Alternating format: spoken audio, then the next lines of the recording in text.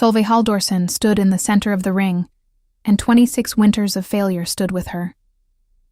The longhouse courtyard had gone quiet the way it always did before they said her name out loud. Torches guttered against the frozen air. Around her, the pack had formed its circle. Elders seated on stone, mothers with children who had shifted before they could walk, hunters who no longer bothered to look at her twice. She knew the shape of their pity by now. It was worse than their laughter. 26 years, the eldest said, not unkindly, which somehow made it crueler. No wolf has ever come this late, Solveig. You know what the law requires. Somewhere behind her, she heard the low murmur that always followed her through the village, the broken omega, the one the moon forgot. She had stopped flinching at it years ago. She told herself she had. King Leif Ravenberg stood at the edge of the circle, arms crossed, his black wolf pacing restless shadows just beyond the torchlight, the beast every soul in the pack feared, and none dared meet the eyes of. He was not looking at the elders. He was looking at her. The eldest raised a hand for the vote that would send her from the only home she had. And that was when the fire started under Solveig's skin. A fire that had never once answered her before. The heat came from nowhere, Solveig recognized. It started low, beneath her ribs, where fear usually lived instead. She had spent 26 years learning the shape of that fear so well, she could have drawn it. But this was not fear. This burned. She pressed her palm flat against her stomach, willing it to stop, willing it to be nothing, the way it had always been nothing before. Around her, the courtyard of the longhouse held its breath. Torches guttered against a sky already thick with the promise of snow. The circle had formed the way it always did for a judgment. Elders on stone benches worn smooth by 3 generations of verdicts. Mothers with children who had shifted before they could properly walk. Hunters who no longer bothered to look at her twice. She knew every face here. She had grown up beside most of them. That was the cruelty of it.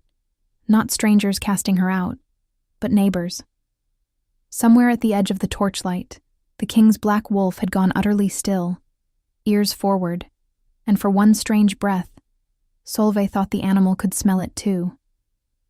Solveig Halldórsson. Hallstein, eldest of the circle, said her full name the way one said a verdict already written. Do you have anything to offer this circle before the vote is called? She did not. She had nothing. She had never had anything, not since she was 6 years old, and every other child in Askeby had come home from the birch grove, with torn tunics and grass in their hair, laughing about the moment their skin had split open into fur for the first time. She remembered standing at the edge of that grove, waiting for her own turn, certain it would come, the way spring was certain to come after winter. It never had. The memory rose in her before she could stop it, sharp as a blade pulled too fast from a sheath. She was 14, and Sten Kvamme, already broad-shouldered, already sure of his place in the world, had cornered her against the smokehouse wall while the other children watched. Show us then, he had said, not cruelly, which was somehow worse than cruelty. Curious, the way one might poke at something broken to see if it still moved. Show us your wolf, Solveig. She had nothing to show him. She never did. And when she said nothing, he had laughed. Not loud, not long, just enough that the others laughed too, and the sound of it had followed her home through the village like a second shadow, and had never quite left since. The moon forgot her. That was what they called her by the time she was 16. Not to her face, mostly, but villages were small, and words traveled faster than any wolf could run, faster even than the ones who had 4 good legs and a reason to hunt. She had built a life around not needing it. She learned to skin a hare faster than hunters twice her size. She learned which roots kept a wound from rotting through a long winter, which bark to boil for fever, how to read a coming storm in the color of the fjord at dusk. She made herself useful in every way a body without a wolf inside it could be useful, and she told herself that was enough.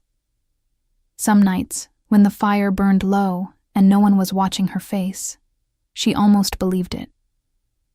Hallstein lowered his hand. Then let the circle. The word never finished. Something tore loose inside Solveig's chest, not like breaking, more like a door that had been painted shut for 26 years, finally giving way under its own weight. She dropped to her knees before she understood she was falling. Her hands hit the frozen ground and did not feel like hands anymore. The pack went silent in a way she had never heard a crowd go silent. Not the silence of judgment, but the silence of something none of them had a name for. She's... A woman's voice started and stopped. Pain rolled through Solveig's spine, fast and total, and beneath it something else.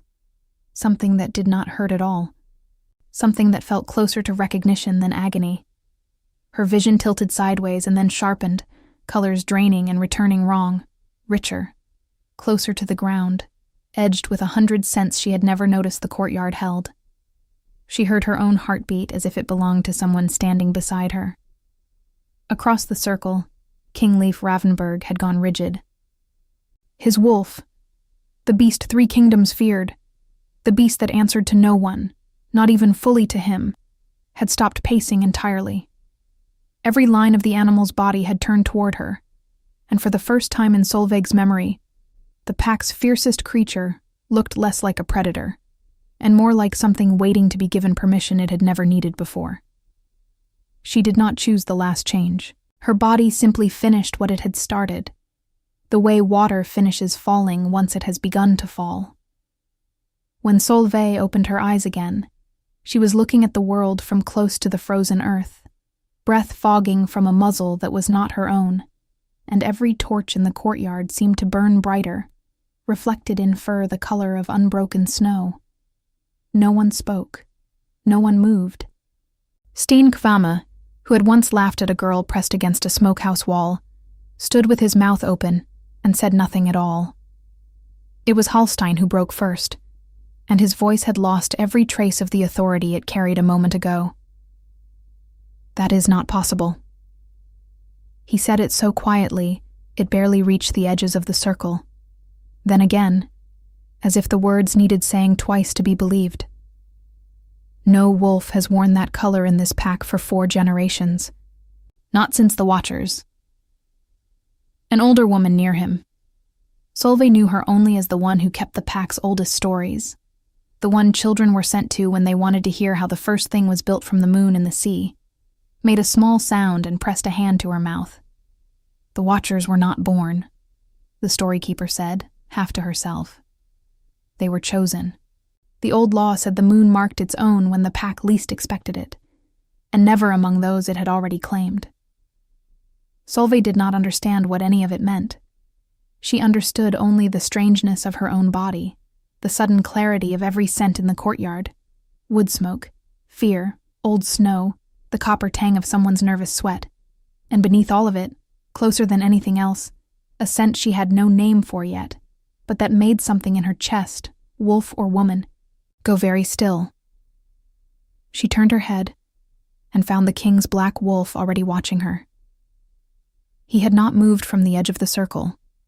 He did not growl, did not bare a single tooth, did not do any of the things the pack had spent years telling stories about. He simply lowered his great head, slowly, deliberately, in front of every soul who had ever called her broken, until his golden eyes were level with hers and held there. A king's wolf did not bow, not to elders, not to rivals, not by every account Solveig had ever heard whispered around a fire, to anyone at all. He was bowing to her. Behind her, someone whispered a word she didn't recognize, old and rough-edged, and 2 of the elders exchanged a look heavy with things they clearly did not intend to explain tonight. Solveig did not know how long they stayed like that, a white wolf and a black one, motionless in a circle of people who had gathered to vote her out of the only home she had. She only knew that when she finally found her own legs again, human legs, bare feet against frozen ground, wrapped in nothing but the tattered remains of a tunic that had not survived the change, Hallstein was staring at her the way a man stares at a debt he has just remembered he owes. "Get her a cloak," he said, to no one and everyone. Nobody moved for a moment too long.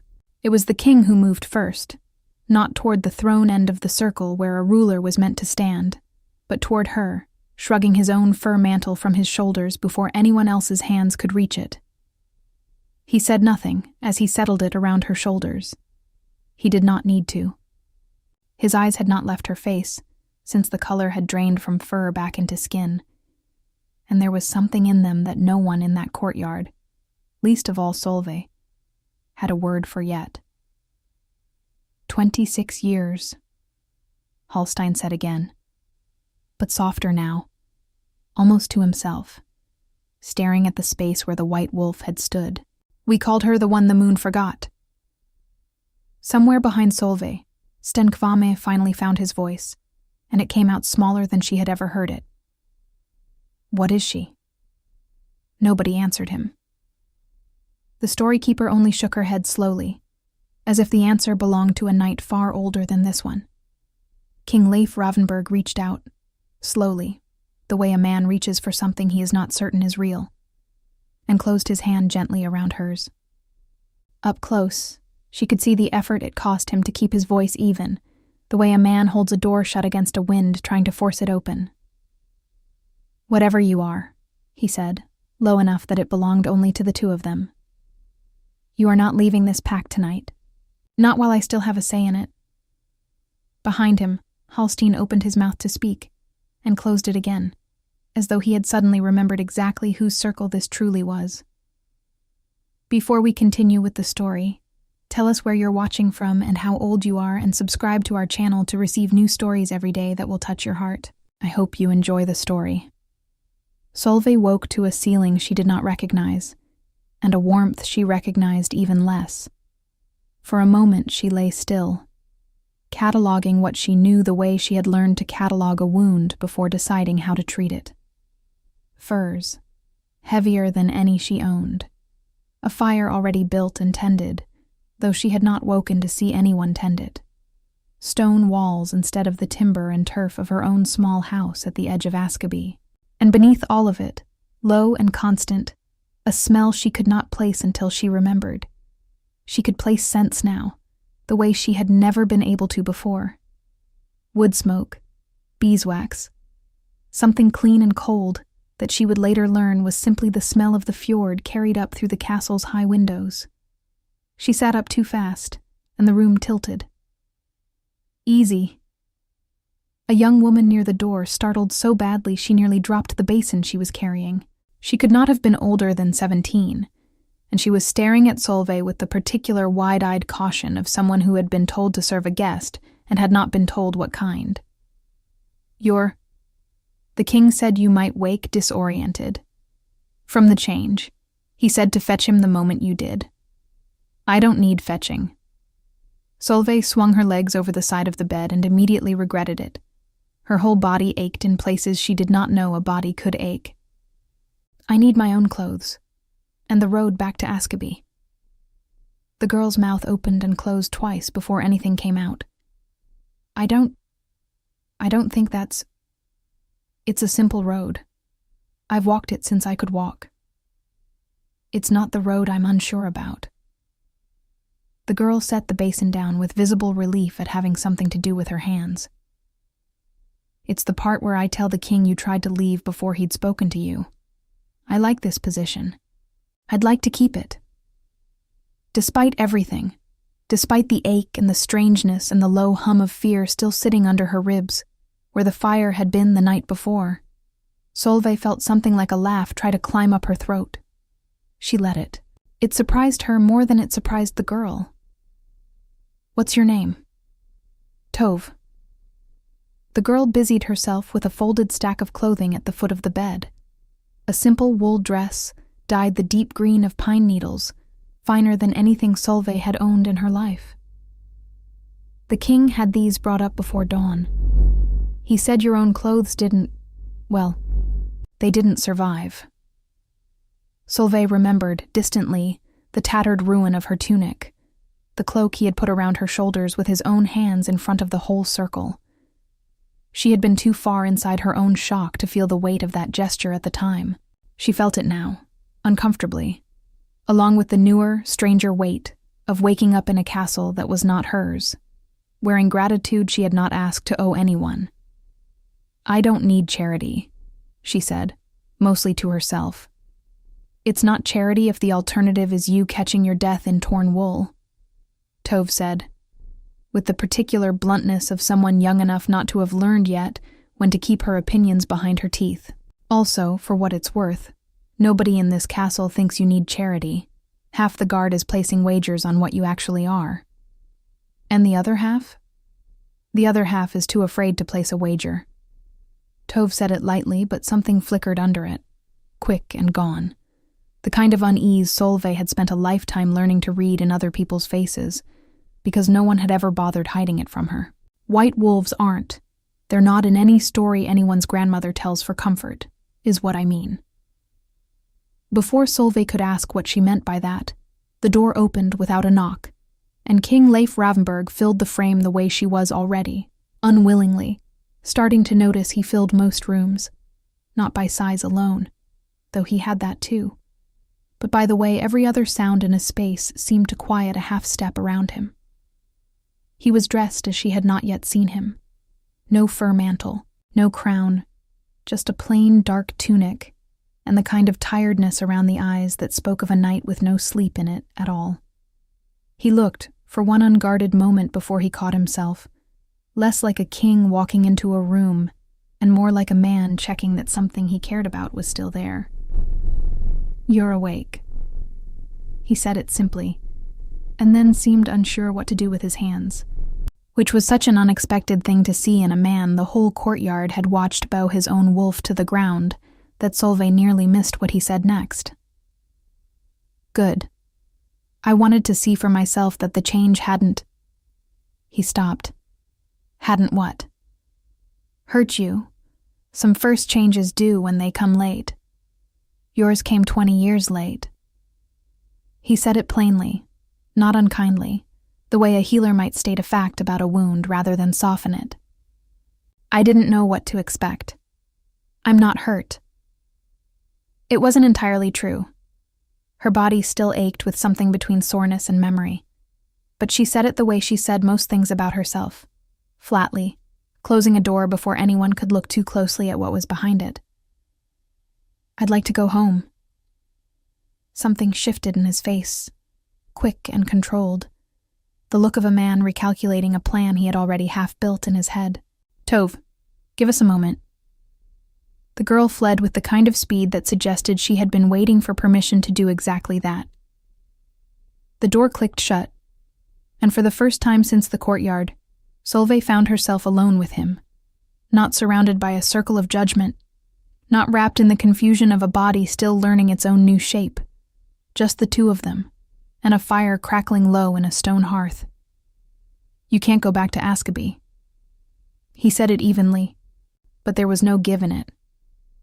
"It's my home." "It was your home when the pack there thought you had no wolf worth fearing."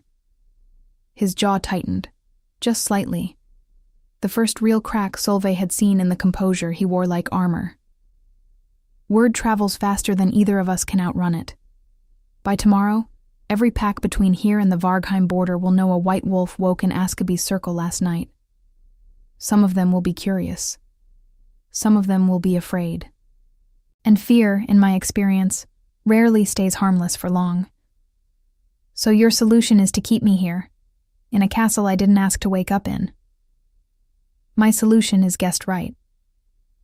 He said it like a man reaching for the only tool in reach that he was certain would hold. "Old law, older than either of our packs.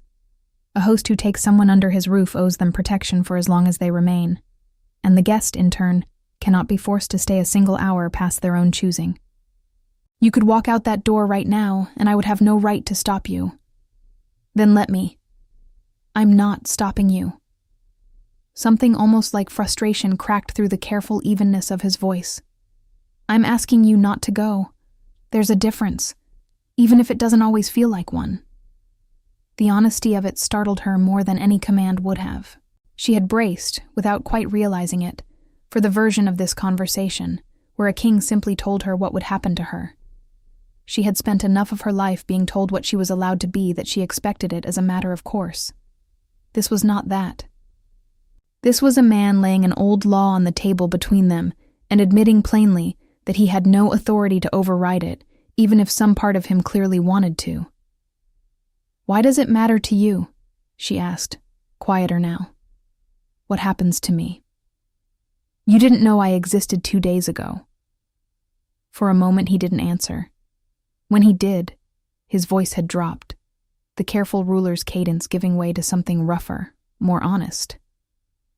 "Because my wolf has never bowed to anything in 28 years. Not to my father before he died. Not to any elder, any rival, any threat I've faced with teeth bared. Whatever that means, I don't fully understand it yet." His eyes held hers, steady, unguarded in a way she suspected very few people in this castle ever saw. "But I intend to understand it before I let you walk back into a village that spent 26 years telling you that you were nothing worth protecting." The fire popped in the hearth.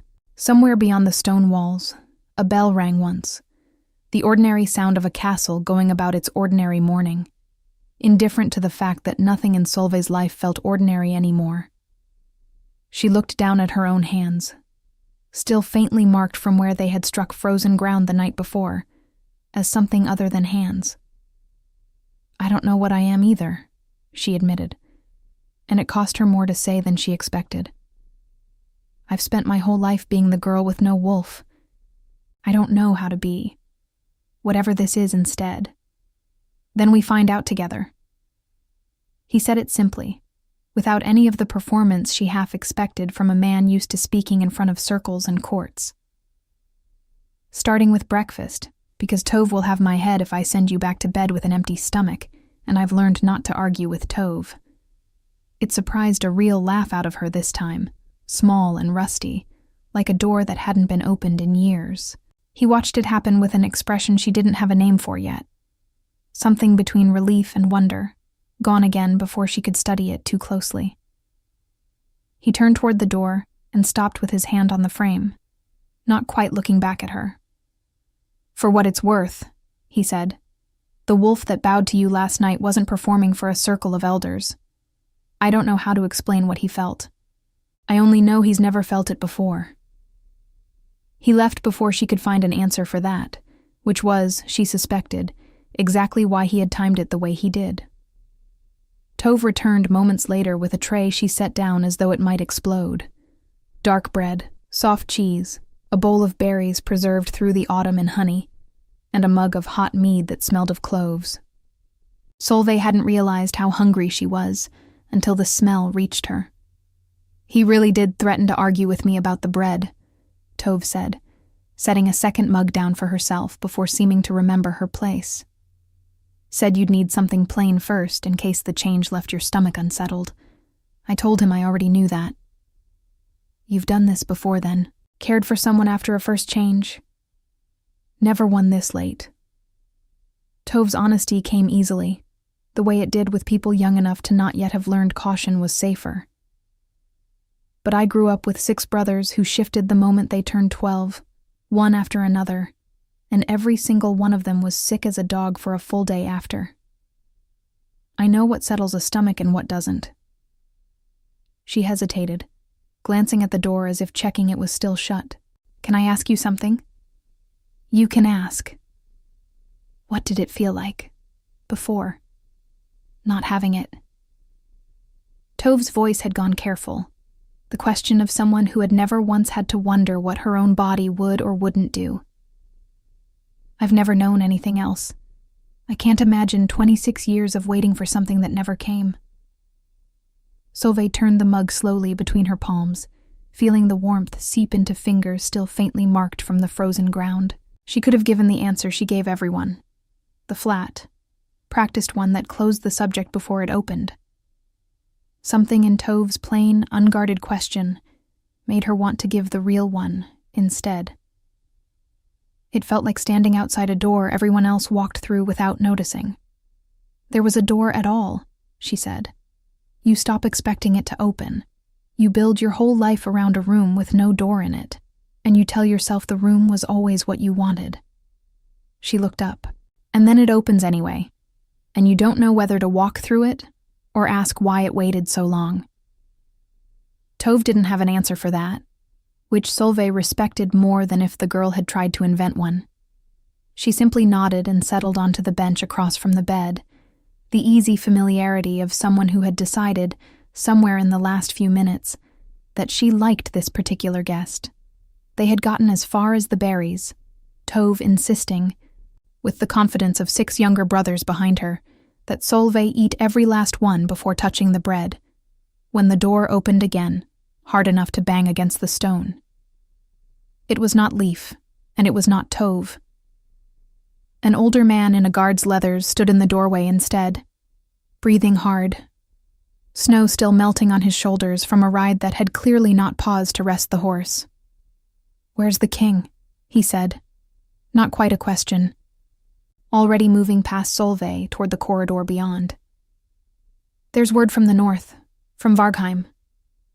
He hesitated at the door, and for the first time looked directly at her, the way people had started looking at her since the courtyard, not with mockery now, but with something closer to caution. They've heard about the White Wolf already, and they're not sending word of celebration. The storykeeper's cabin sat at the edge of the village, where the trees grew close enough to touch the roof. Its door marked with a carved rune Solveig didn't recognize, and a wreath of dried juniper that had clearly hung there through more winters than she'd been alive. They had walked there together, she and Leif, along a path he'd insisted on showing her himself, rather than sending a guard. The morning was sharp and clear, snow crusted hard enough to hold their weight without breaking, and for most of the walk neither of them spoke, which surprised her by not feeling uncomfortable at all. It was the ice that broke the silence, a patch near the frozen stream, slick beneath the thin dusting of snow, and Solveig's foot went out from under her before she felt it coming. Leif's hand closed around her arm, before she'd fully registered she was falling, steady and sure. And for a moment, they stood like that, closer than either of them had been since the courtyard, his hand still on her arm, hers braced against his chest without her quite deciding to put it there. "I have you," he said, low, and something in his voice had gone soft in a way she hadn't heard from him yet. Not the careful cadence of a king. Not the honest bluntness of a man laying an old law on a table. Something quieter than either. She could feel his heartbeat under her palm, fast for a man who wore stillness like armor everywhere else. His eyes had dropped to her mouth for exactly as long as it took her to notice, and then, deliberately, back up to her eyes, as though he'd caught himself doing something he hadn't given himself permission to do. Solveig stepped back first. She told herself it was the ice, that she was only steadying herself on solid ground again, and some small, dishonest part of her almost believed it. But she saw the flicker in his face when she pulled away. Not hurt, exactly, more like a man recalculating a distance he'd misjudged. And she found she couldn't quite look at him while she straightened her cloak and said too briskly that she was fine, that they should keep walking, that the storykeeper was waiting. He didn't argue. He simply nodded and fell back into step beside her, and if the silence after that felt different than the one before, neither of them said so. The storykeeper answered the door before Leif had finished knocking, as though she'd been listening for their footsteps since they left the castle gate. She was smaller than Solveig expected, bent with age but sharp-eyed in a way that made Solveig feel, uncomfortably, that the woman was reading her the way she might read a runestone. "Gerd?" Leif said by way of introduction, and the old woman waved off the formality with an impatient hand and pulled them both inside, before the cold could follow. The cabin smelled of dried herbs and tallow smoke. Every wall hung with bundled plants Solveig recognized on sight. Yarrow, juniper, something that might have been wound moss. The particular clutter of someone who had spent a long life keeping things other people forgot how to keep. A fire burned low in the center hearth. Gerd settled onto a stool beside it with the unhurried care of someone who had learned exactly how much her old joints would allow her.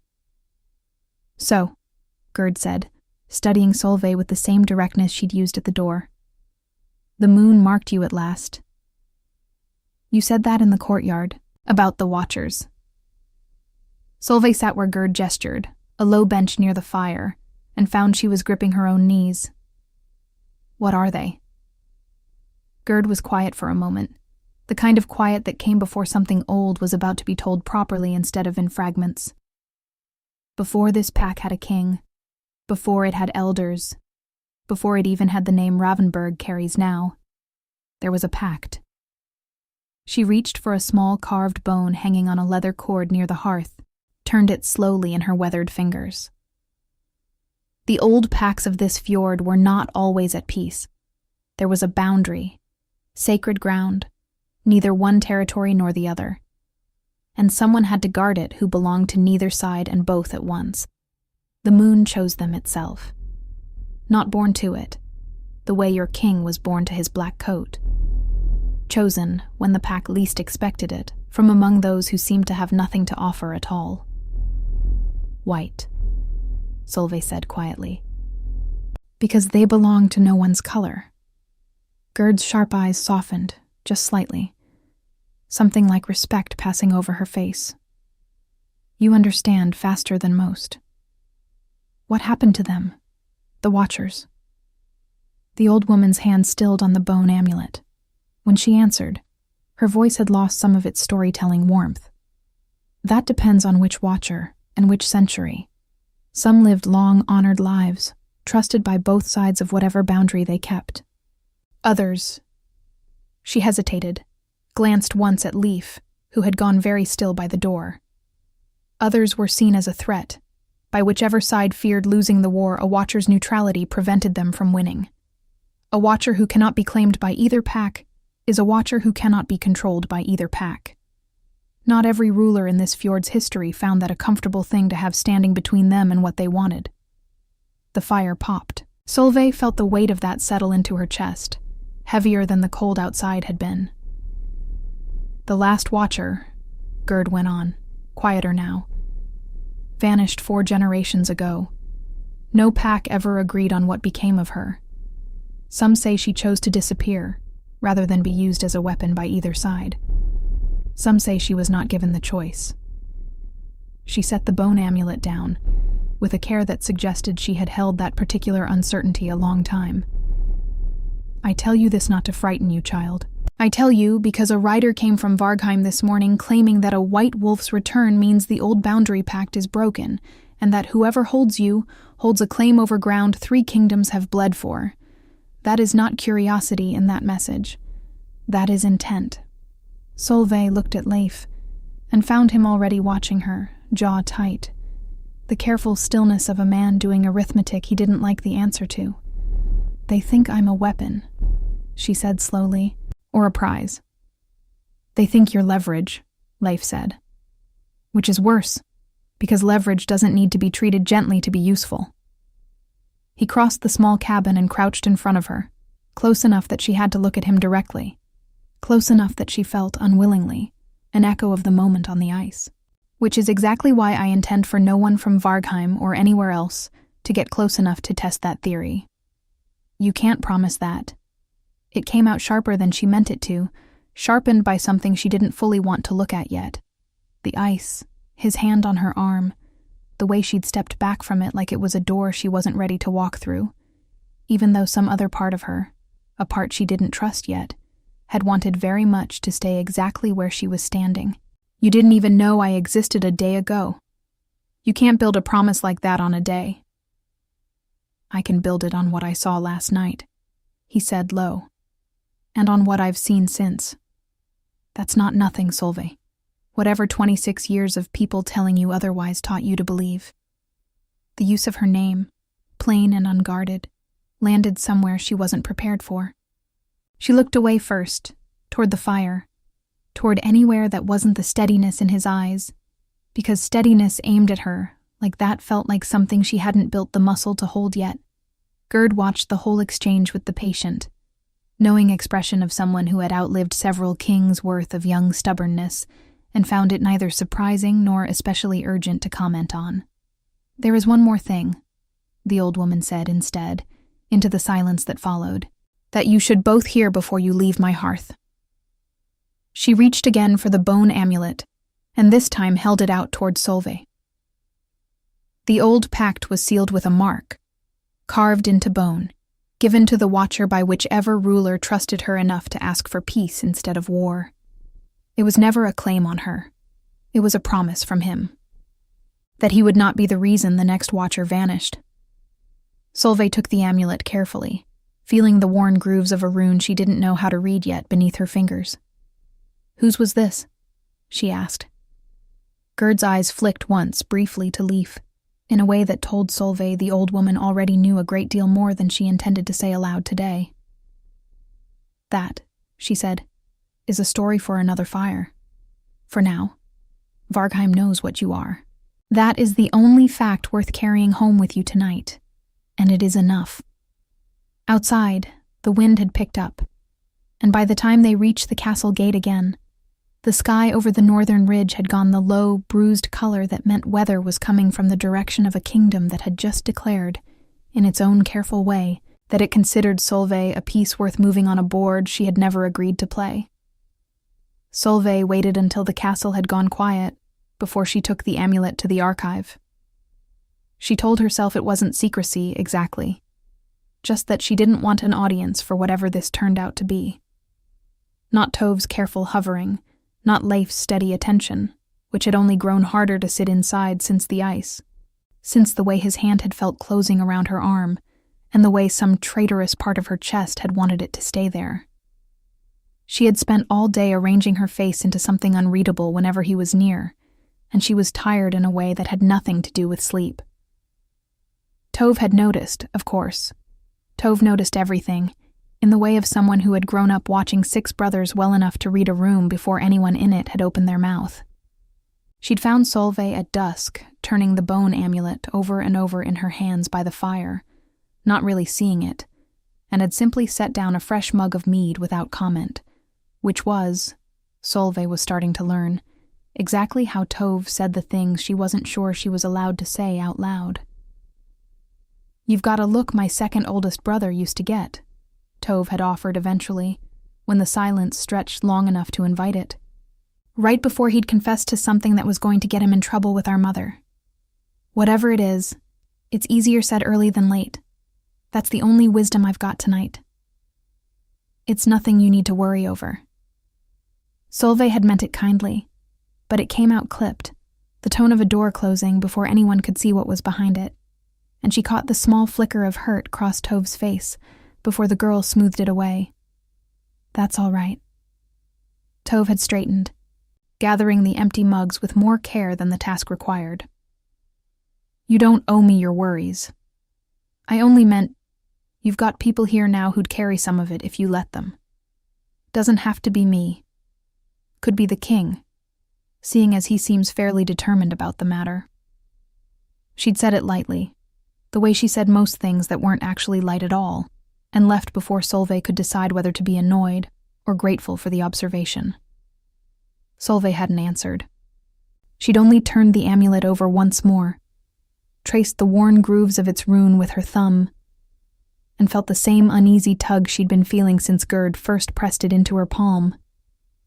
The sense of a memory trying to surface through years of deliberately not looking at it. The archive was a narrow stone room off the great hall, shelved floor to ceiling with rolled parchment and bound skins, lit by a single lamp the night steward left burning for anyone with reason to be there after dark. Solveig had reason. She had spent the whole afternoon turning Gerd's bone amulet over in her hands, tracing the worn grooves of its rune, until something about the shape of it had snagged at a memory she hadn't let herself look at directly in years. Her mother had worn a pendant with that same mark. She had not thought of it in a long time. A small carved piece of bone, plain and unremarkable, that her mother had kept on a leather cord and never once explained, even when Solveig asked as a child. She remembered asking once, at 7 or 8, tugging at the cord while her mother mended a torn hem by firelight, and the way her mother's hands had gone still for just a moment too long before she answered.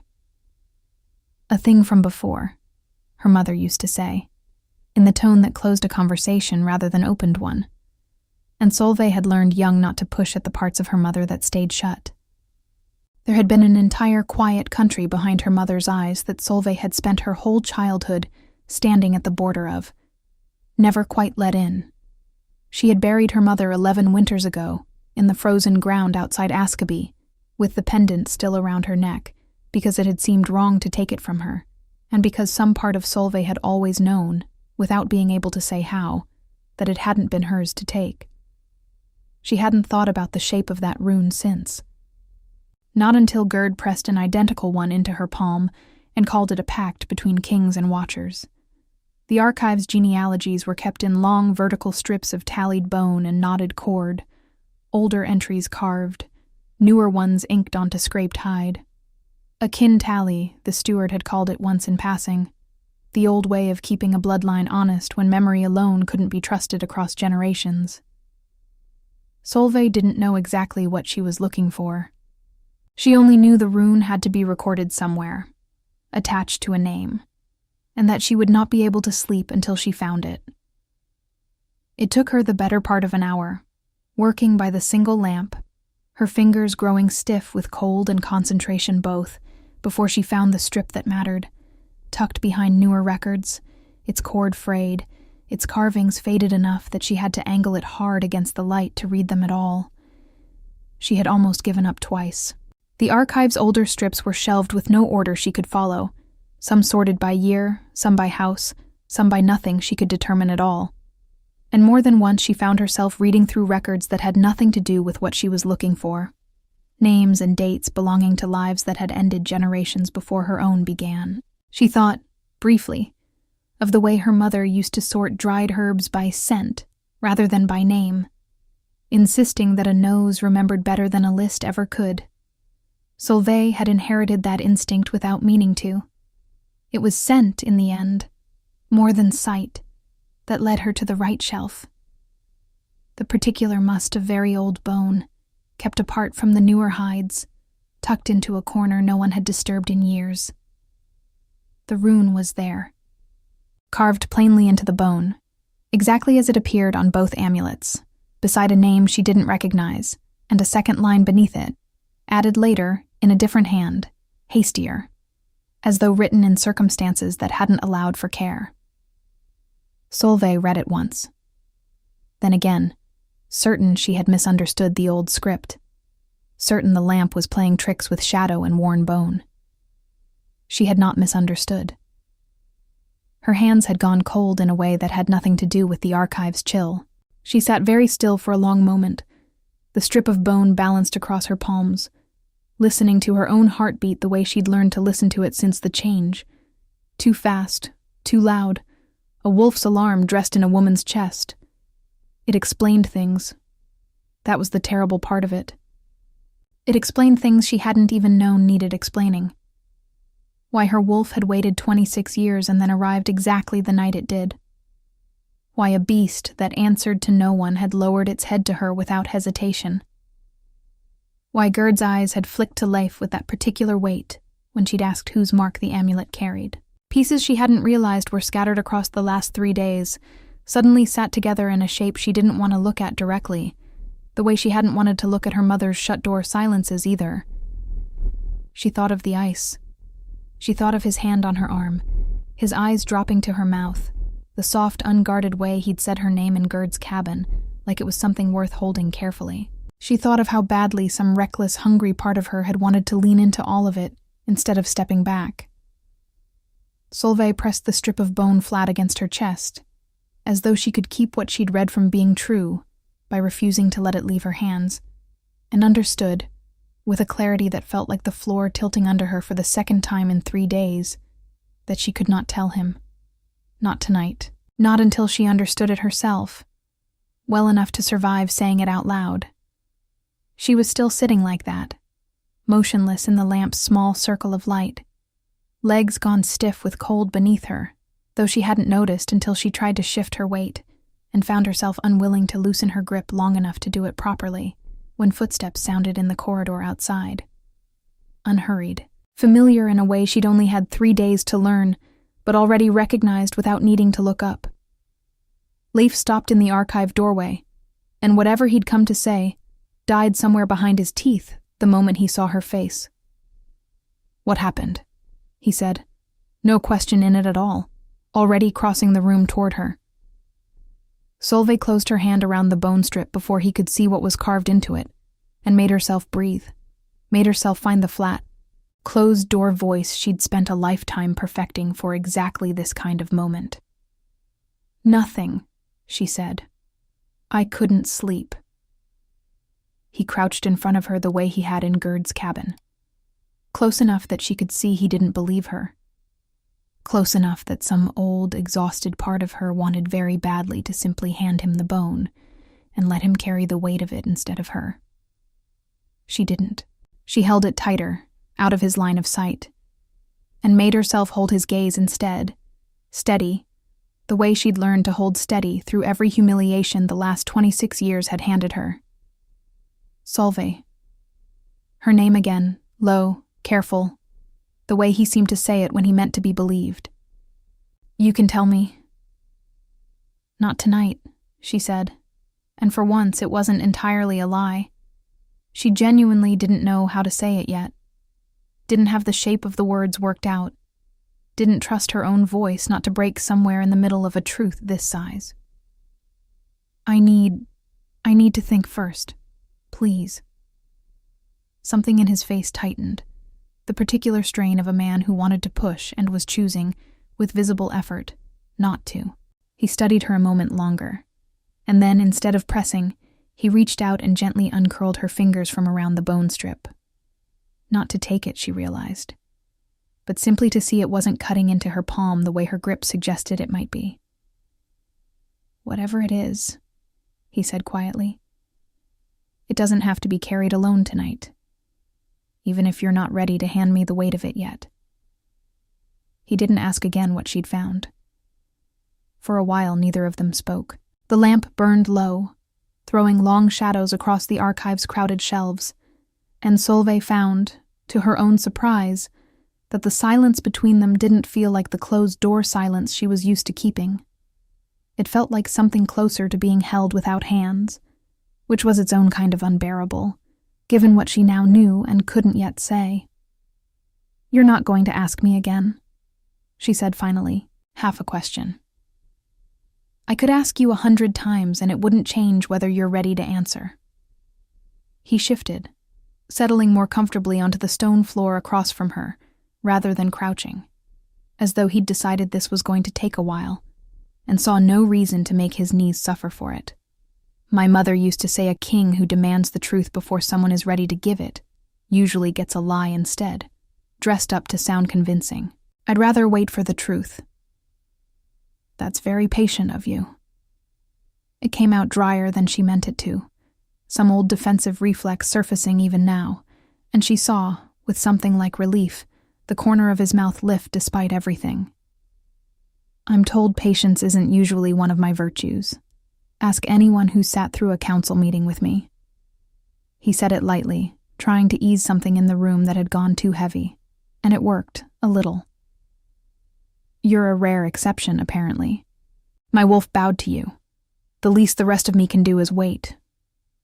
He simply stayed there, crouched in front of her in the archive's small lamplight, close enough that she could feel the warmth of him without either of them closing the last of the distance, until her hands finally stopped shaking around a truth she now understood she had exactly one more chapter of silence left to carry before it broke both of them open.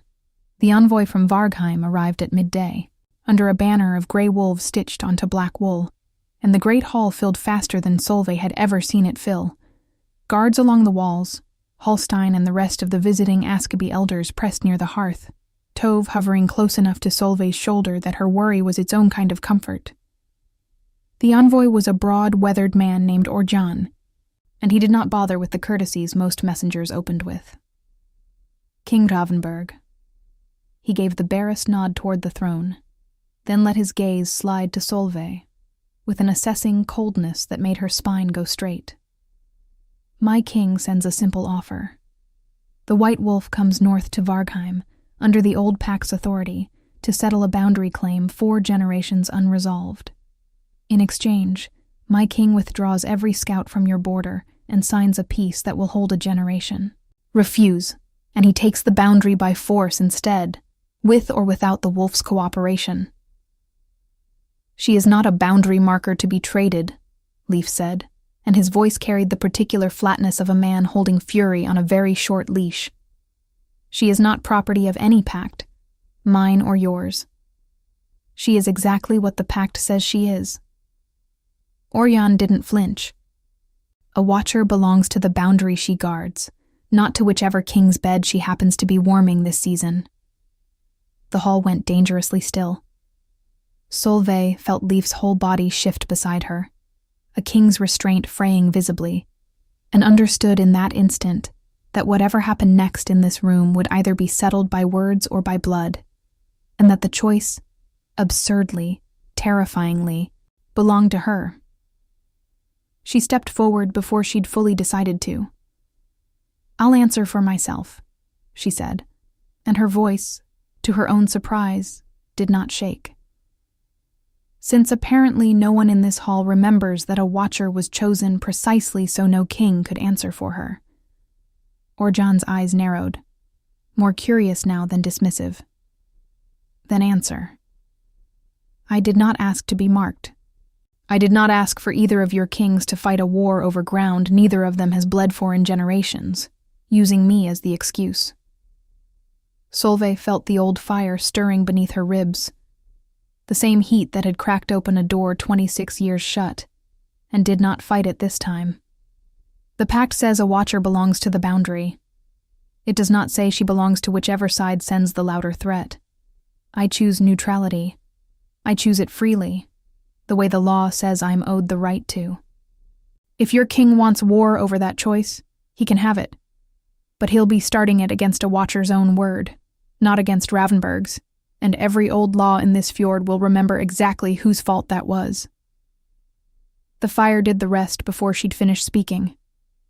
She felt it take her the way it had in the courtyard days before. Faster this time, less like breaking and more like arriving. And when she opened her eyes again, she was standing on 4 legs in the center of the hall, white fur catching every torch flame at once, and the entire room had gone silent in the particular way rooms go silent around something they don't have a name for and know better than to test. Orjan's composure cracked for the first time since he'd walked in. He looked at the white wolf standing unclaimed and unafraid in the middle of a king's hall, and whatever calculation he'd walked in with visibly failed to survive the sight of it. "I'll carry your answer back," he said finally, stiffly, already retreating toward the doors. "Word for word." No one moved until the doors had closed behind him. Then, slowly, the hall exhaled, Hallstein sinking onto a bench as though his legs had given out, Tove letting out a breath that turned into something close to a laugh, one of the Askeby hunters near the back murmuring a word Solveig didn't catch, but recognized the shape of awe where there had only ever been pity before.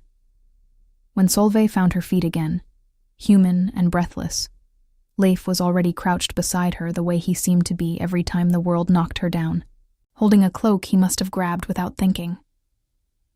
He didn't say anything about the war narrowly avoided, or the envoy's retreat, or the way an entire hall had just watched a girl they'd once called Broken End, a conflict 2 kingdoms had been circling for days. "You didn't need me at all just now," he said instead, quiet enough that it belonged only to the 2 of them. "I needed you to not interrupt me," she said, and surprised them both with how easily the small joke came. How much lighter the hall felt, now that the fire under her ribs had settled into something closer to pride than panic.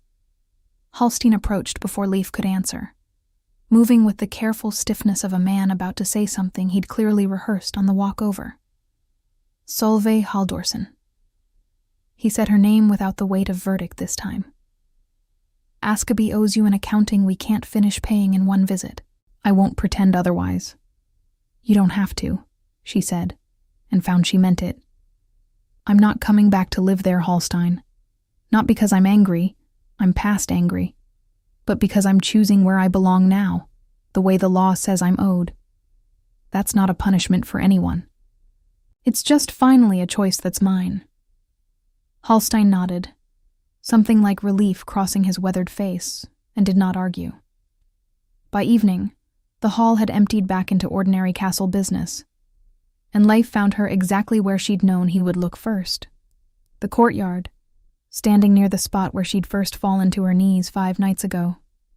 Snow fresh over the frozen ground where the whole pack had once gathered to vote her out of the only life she'd known. "I keep coming back to this place," she admitted when he stopped beside her. "I don't fully know why. I think I do." He was quiet for a moment, looking at her with an openness she still hadn't grown fully used to, the king's careful composure nowhere in it. "Solve, I want to ask you something, and I'd like to ask it properly, not in the middle of a crisis, not with an envoy at the door. Let me court you, openly, in front of this pack, in front of yours, in front of anyone who wants to watch. I'm not asking because my wolf bowed to you. I'm asking because of every single thing I've watched you become since." For a moment, she let herself want it, fully, without flinching away. The warmth of him, the steadiness, the particular way he'd learned to wait for her instead of pushing. Then she made herself say the thing she'd been carrying since the archive, because he deserved the truth more than she deserved one more night of pretending she hadn't found it. "I can't." Her voice caught, and she made herself keep going anyway. "Not because I don't want to. Leif, I found something in the archive. The night I couldn't sleep." His face shifted, wariness replacing warmth. "Tell me." "The rune on Gerd's amulet. It wasn't just the old pack's mark. It was my mother's mark, too. She wore an amulet exactly like it her whole life and never told me why." Solveig made herself hold his eyes. The kin tally in the archive named her, and beside her name, in a different hand, was the name of the man who fathered me. "Your father, Leif, King Ulf Ravenberg." The courtyard went as silent as it had the night the whole pack gathered to judge her. She watched the words land in him, the way they'd landed in her. Not all at once, but piece by piece, each one rearranging something that could never be put back the way it had been. "My mother was the watcher before Gerd's generation ever knew there'd be another," Solveig said, quieter now. "She and your father kept the old pack between our packs alive during a peace neither side trusted yet. What happened between them wasn't part of the pact. She left Askaby's line for the northern camps before anyone in Ravenberg's court knew she carried me, and she never told your father, and she never told me, and she carried that whole silence into the ground with her 11 winters ago." Her voice broke, finally, on the last of it. "Your wolf didn't bow to a mate, Leif. He bowed because some part of him already knew what neither of us understood yet. You're my brother." Leif didn't move for a long moment. When he finally spoke, his voice was rough in a way she'd never heard from him, grief and disbelief and something else entirely tangled together. "All this time, I thought—" He stopped himself, pressed the heel of his hand briefly against his eyes, and when he lowered it again, something had settled in his face that wasn't quite the ache she'd braced for. "I had a sister, my whole life, and I never knew. I'm sorry." It was the truest thing she'd said all night. "I know this isn't what either of us was hoping to hear tonight. Don't." He said it gently, no anger in it at all. "Don't apologize for a truth neither of us built. You gave me back something I didn't know I'd lost, Solveig, even if it isn't the thing I thought I was asking for an hour ago." He managed something that was almost a smile, unsteady, but real. "I still meant every word I said. I just meant it as the wrong kind of promise. I'll make you a different one instead. You'll never again wonder whether you belong somewhere. Not in this pack. Not in this family." The black wolf came to him then, unbidden, padding out from the shadow of the gate the way it had the very first night. And instead of stopping at Leif's side, it crossed the courtyard to where Solveig stood and lowered its great head before her exactly as it had 5 nights ago. Not a mate's bow this time, she understood now, but a brother's, and somehow that truth ached and healed in exactly the same breath. She sank down and pressed her forehead briefly against the wolf's, the way she imagined she might have done 100 times in a life where she'd grown up knowing his name. And when she straightened, Leaf was watching her with an expression that held everything a person could hold at once. Grief for a mother neither of them had gotten to know as she truly was, and something warmer and steadier underneath it. The particular relief of a man who had just discovered that family once found does not have to be lost twice. "There's still an amulet to give you properly," he said after a while, his voice thick but steadying. "Not as a courtship gift, as what it always should have been. A mark of who you are, given by someone who intends to keep his word to you for the rest of both our lives." "I'd like that." Solveig looked out over the courtyard, snow catching the last of the torchlight, and felt something settle in her chest that had never once settled there before.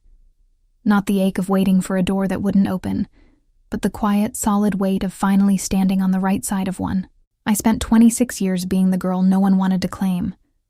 I think I can live with being claimed as somebody's sister instead." "The pacts too," Leaf said, "for whatever that's worth, coming from people who spent 5 days deciding what to call you. It's worth quite a lot, actually." She let herself smile, small and real, and found the black wolf still watching her, patient, steady, no longer a stranger's beast, but something closer to kin standing guard beside her in the falling snow. We'd love to hear your thoughts on this beautiful love story. Let us know what you thought of this tale full of emotions and surprises. Tell us your name, where you're watching from, and rate this story from 0 to 10 if it touched your heart. And if you enjoyed the plot, don't forget to leave a like and subscribe to the channel so you don't miss the amazing new stories coming soon. See you next time.